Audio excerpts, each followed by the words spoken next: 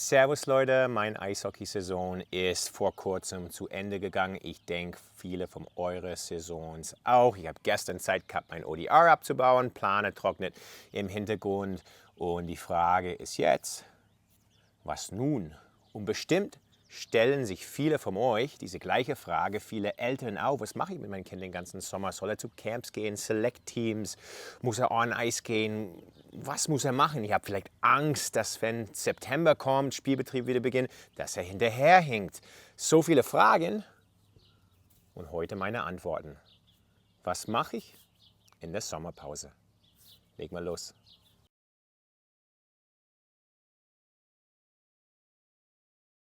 So, für Kids das Allerwichtigste im Sommer. Bleibe aktiv, aber es muss nicht Eishockey sein. Im Gegenteil, ich finde es hervorragend, wenn Kinder andere Sportarten im Sommer ausüben. Es hilft ihnen, ein besserer Athlet zu werden. Und wenn du ein besserer Athlet wirst, dann kannst du erst ein besserer Eishockeyspieler werden. Andersrum funktioniert das nicht. Welche Sportarten finde ich cool? Basketball zum Beispiel als Teamsportart unheimlich cool, weil die Hand-Auge-Koordination mit dabei ist, Beweglichkeit mit Fußarbeit, Spielzüge erkennen, finde ich super. Kampfsportarten finde ich klasse, weil Koordination, Ausdauer und auch Selbstvertrauen da involviert ist oder etwas wie Turnen. Da ist wirklich nichts Besseres für die Körperbeherrschung. Aber letztendlich wähl den Sportart selbst, die du gern machen möchtest. In Deutschland wird überall Fußball gespielt. Das ist tatsächlich ganz praktisch, weil man kann einfach in seinem Dorfverein Fußball spielen, muss man nicht weit fahren. Fußball auch ein super Sportart für den Sommer, habe ich auch gemacht. Aber Kinder müssen unbedingt aktiv bleiben. Ein weiterer Punkt, der sehr wichtig ist bezüglich mehrerer Sportarten, es hilft, Disbalancen, die man vielleicht während die Eishockeysaison entwickelt hat, auszugleichen im Sommer. Eishockeyspieler haben immer diese tiefe Körperhaltung, ein bisschen nach vorne gelehnt, je nachdem, ob man Rechtsschütze oder Linksschütze ist. Neigt sich der Körper zur Seite ein bisschen.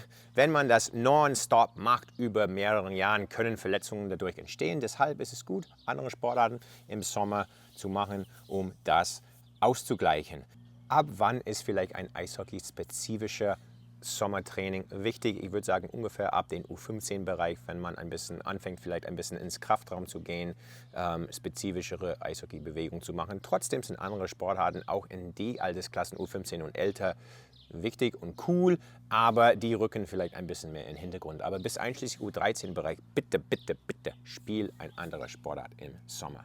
So, wenn dein Kind aber im Sommer den Schläger in der Hand nehmen möchte, dann bin ich der Letzte, der sagt, nein, das darfst du keinesfalls machen. Wenn man das will, dann sollte man auch in der Hand nehmen dürfen. Aber was sollte man dann am ehesten üben? Da würde ich sagen, auf jeden Fall das Schießen, weil es einfach so unheimlich schwierig ist, in einem normalen Mannschaftstraining genügend Schüsse zu üben. Und eine Stunde gegen die Bande zu ballen, ist irgendwann mal auch langweilig. Also wenn ihr die Möglichkeit habt, zu Hause zu schießen, das wäre meine Nummer 1 Eishockey-spezifisches Training für den Sommer mal. Man kann locker in einer kurzen Zeit gut 100, 150 Schüsse ballen und große Fortschritte dabei im Sommer machen. Jetzt schauen wir mal, ob meine Skills noch da sind oder mich verlassen haben. Oh, knapp. Ich glaube, das war eher die Latte, ist runtergefallen. Habe ich ein bisschen Training noch vor mir diesen Sommer. Was noch eine Rolle spielt, ist, wie lang spielt das Kind Eishockey und in welcher athletischer Zustand ist das Kind. Machen wir einfach ein Beispiel. Wir haben 2 10-Jährigen. Der eine spielt, seit er 5 Jahre alt ist aber kein guter Athlet. Für das Kind wäre es unheimlich wichtig, Schläger und Schlittschuh im Sommer überhaupt nicht wichtig.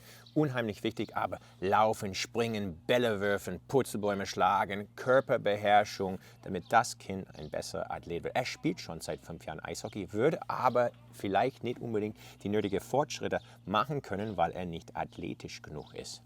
Dann habe ich ein anderes Kind, das ist 10 Jahre alt, spielt erst aber seit einer Saison Eishockey, ist aber ein super Athlet.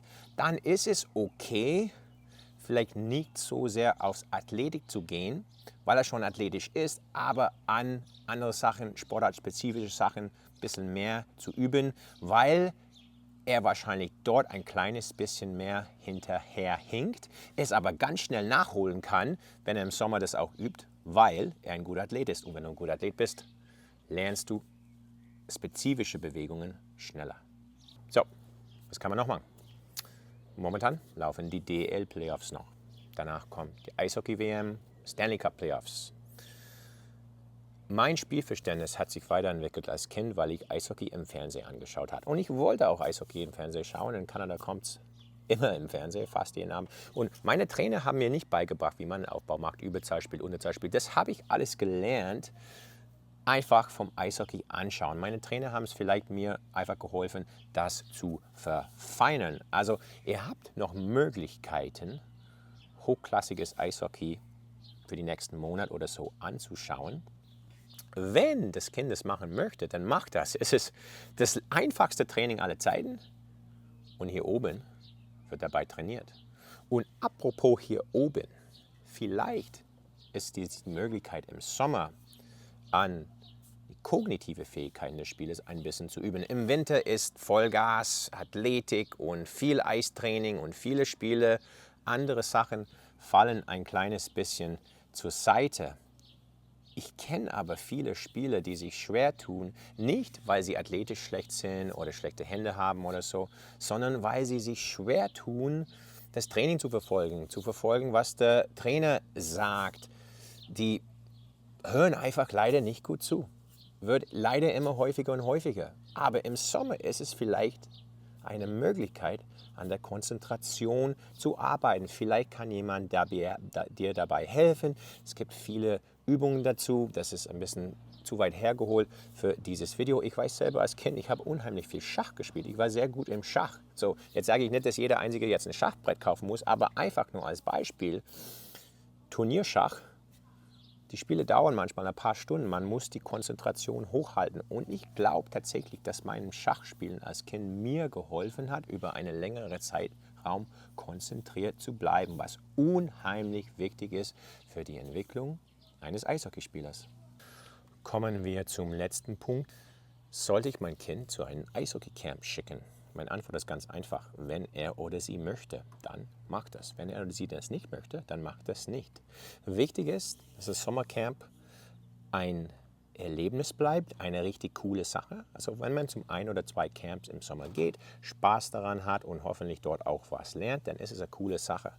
Mach die Camps im Sommer nicht zur Arbeit, indem man vom Mai bis Mitte August fast jede Woche zu einem Camp geht. Das macht die Camps dann nicht mehr so besonders. Was ich tatsächlich auch super irgendwie, vielleicht ein bisschen komisch, aber auch interessant finde, ist, dass in den Altersklassen, wo Kinder, sage ich mal, zum Camps gehen können, aber nicht unbedingt zum Camps gehen müssten, so bis einschließlich U13, gehen unheimlich viele Kinder zu sehr viele Camps. In den Altersklassen, wo ich selber finde, ab U15 Richtung Profibereich, sportartspezifisches Training im Sommer auch sehr wichtig wäre, gehen viele wenige zu Camps. Das verstehe ich tatsächlich nicht so ganz. Ich bin unheimlich dankbar, dass einige von euch zu meinen Camps gehen und es gut gefallen. Aber wenn ihr sagt, hey, ich will zu einem anderen Camp gehen, völlig okay. Wenn man vom unterschiedlichen Trainer lernen möchte, völlig okay. Camps können eine super Sache sein, aber nur, wenn das Kind möchte und nur, wenn sie besonders bleiben und nicht irgendwie zum wöchentlichen Arbeit werden. Liebe Eltern, ein sehr wichtiger Punkt für euch. Es ist nicht schlimm, wenn euer 8-Jähriger im Sommer kein Eishockey spielen möchte, wenn er was anderes machen möchte. Beste Geschichte, Wayne Gretzky, sehr gut bekannt, bester Eishockeyspieler aller Zeiten. Ende März, Anfang April, er war so froh, seine Eishockey-Ausrüstung im Keller zu tun, um Lacrosse oder Baseball zu spielen. Er hat unheimlich viel Spaß daran. Und dann hat er im September wieder unheimlich viel Bock auf dem Eishockey.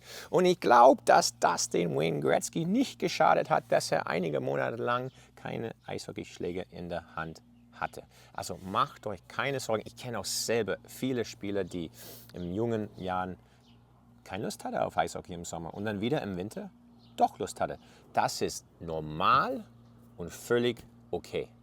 Also Leute, die sagen, dass Eishockeyspiele im Sommer gemacht werden. Das stimme ich nicht ganz zu.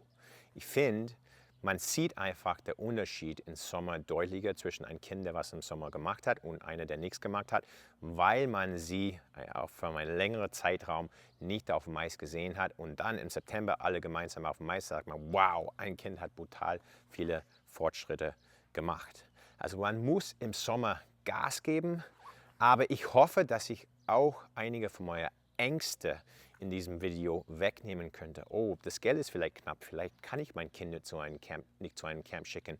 Nicht so schlimm, muss mein Kind den ganzen Sommer auf dem Eis sein? Keinesfalls. Aber dass ihr auch wisst, hey, im Sommer muss man schon Gas geben und vielleicht auch an ein paar Sachen arbeiten, die man im Winter nicht unbedingt berücksichtigen kann. Gib Gas! Ich wünsche euch eine super Sommerpause. Einen Schuss habe ich noch.